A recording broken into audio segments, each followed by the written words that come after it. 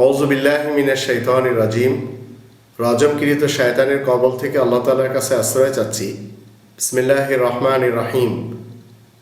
পরমদাতা দয়ালু আল্লাহ তাআলার নামের সাথে আরম্ভ করছি। সম্মানিত দর্শকবৃন্দ, আপনাদের সকলকে জানাই সালামুন আলাইকুম। আমরা একটি প্রশ্ন পেয়েছি, সেই প্রশ্নটি হলো, বাঙালিরা কি নেশাগ্রস্ত অবস্থায় নামাজ পড়ে? এই নেশাগ্রস্ত অবস্থায় নামাজ পড়াটা কি কারা পড়ে, কোথায় কোথায় পড়ে, কেমনে পড়ে, এই ব্যাপারটি নিয়ে আমরা এই কোরআনের কাছে জিজ্ঞেস করব। কোরআন আমাদেরকে উত্তর দেবে। এই কোরআনের 4 নম্বর সূরা নিসায়ের 43 নম্বর আয়াতে যদি আমরা দেখি, এখানে এই প্রশ্নের উত্তর আমরা খুঁজে পাব। আল্লাহ রাব্বুল আলামিন বলেন, ইয়া আইয়ুহাল্লাযীনা আমানু লা তাকরাবুস সালাতা ওয়া আনতুম সুকারা হাত্তা তা'লামু মা তাকুলুন ওয়ালা জুনুবান ইল্লা আবিরি সাবিলিন হাত্তা তাগতাসিলু ওয়া ইন কুনতুম মারদা ওয়া আলা সাফারিন আও জাআ আহাদুম মিনকুম মিনাল গায়ত আও লামাসতুমুন নিসা ফালাম তাজিদু মাআন ফাতায়াম্মামু সাঈদান তাইয়িবান ফামসাহু বিউজুহিকুম ওয়া আইদিকুম ইন্নাল্লাহা কানা আফুওয়ান গফুরা। এই আয়াতটিতে আল্লাহ বলে দিয়েছেন যে শুধু বাঙালিরা না, অনেকেই নেশাগ্রস্ত অবস্থায় নামাজ পড়ে। এই নেশা কি জিনিস? কি মদ পান করে মসজিদে যায়, দারু খেয়ে মসজিদে যায়? এই আয়াতের অনুবাদে আমরা দেখে নেব। আল্লাহ বলছেন যে তোমরা যারা ঈমান এনেছো, শোনো, নেশাগ্রস্ত অবস্থায় তোমরা নামাজের ধারে কাছেও যাবে না। লা তাকরাবুস সালাত ওয়া আনতুম সুকারা। এই নেশা কি জিনিস? যতক্ষণ তোমরা বুঝতে না পারবে যা তোমরা বলছো, হাত্তা তা'লামু মা তাকুলুন। এখানে আপনি একটু চিন্তা করেন, এই আয়াতে আল্লাহ রাব্বুল আলামিন কি বলতে চাচ্ছেন। আমি নামাজে দাঁড়ালাম, নামাজে আমি কি পড়ছি সেটা আমি কিছু বুঝি না। তা আমি যদি না বুঝি, আল্লাহ বলছেন যে তাহলে তুমি নামাজের ধারে কাছেও যাবে না। কারণ যেটি তুমি মুখ থেকে পড়ছো, তুমি যা কিছু অ্যাপ্লাই করছো, বলছো, সেটা তুমি বুঝতেই পারছো না, তাহলে তুমি নেশাগ্রস্ত অবস্থায়। এখানে একটু বলা হচ্ছে না যে মদ পান করার পরে অথবা দারু পান করার পরে বা কোনো নেশাকর বস্তু পান করার পরে নামাজের ধারে কাছে যেতে হবে না, এ কথা এখানে বলাই হচ্ছে না। অনেকে এই ধরনের বুঝে থাকেন এই আয়াত থেকে যে আল্লাহ বলছেন যে যারা নেশা করেছে তারা নামাজের কাছে যাবে না।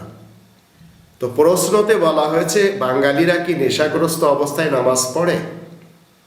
এখন এই আয়াতের দৃষ্টিতে একটু দেখুন, তাহলে আপনারা সবাই দেখতে পাবেন, আমরাও দেখতে পাবো, পৃথিবীতে শুধু বাংলাদেশিরা বা বাঙালিরাই নেশাগ্রস্ত অবস্থায় নামাজ পড়ছে না।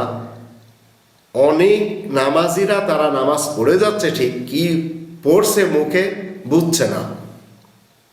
আপনার এলাকাতে এমন লোক পাবেন চিরকাল নামাজি, কিন্তু সূরা ফাতিহার অনুবাদ জানে না। তো আল্লাহ বলছেন যে নেশাকর ব্যক্তি, নেশাগ্রস্ত ব্যক্তি।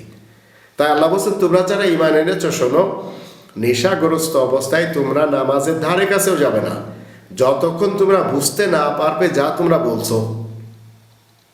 আবার নাপাক অবস্থাতেও যাওয়া যাবে না।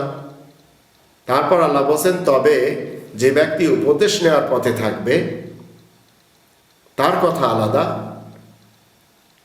আর তোমরা যদি অসুস্থ কিংবা ভ্রমণে থাকো, অথবা তোমাদের মধ্যে কেউ যদি মলাদি ত্যাগ করে আসে, বা তোমরা যদি স্ত্রীদের সাথে সহবাস করে থাকো আর পানি যদি না পাও বা পানি যদি দুষ্কর হয়, তাহলে পরিষ্কার কোনো কিছু দ্বারা সাফ করে নেবে।